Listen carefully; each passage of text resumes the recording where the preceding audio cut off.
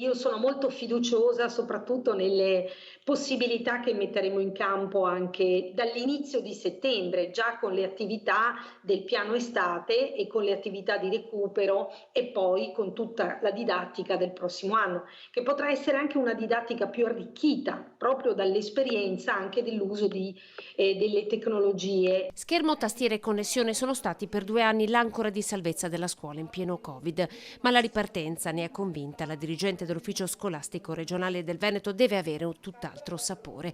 La scuola, che finisce con oggi da calendario, sta già gettando le basi per settembre con l'intenzione di ritoccare la didattica tradizionale usando le buone pratiche della didattica da remoto. Per gli insegnanti è stato anche un anno di riflessione, di prova sul campo delle metodologie didattiche e quindi la scuola non potrà che uscirne arricchita.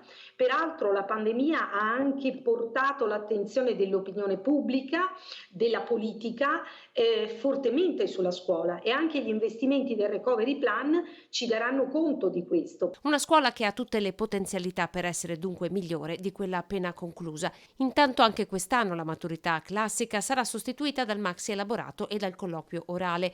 La commissione sarà interna, gli orali inizieranno il 16 di giugno. C'è un'inversione del valore dei punteggi perché diciamo fatto 100 il punteggio massimo e 60 sarà il punteggio attribuito al credito scolastico, quindi diciamo al profitto che gli studenti hanno maturato negli ultimi 3 anni e 40 punti massimi saranno attribuiti al colloquio.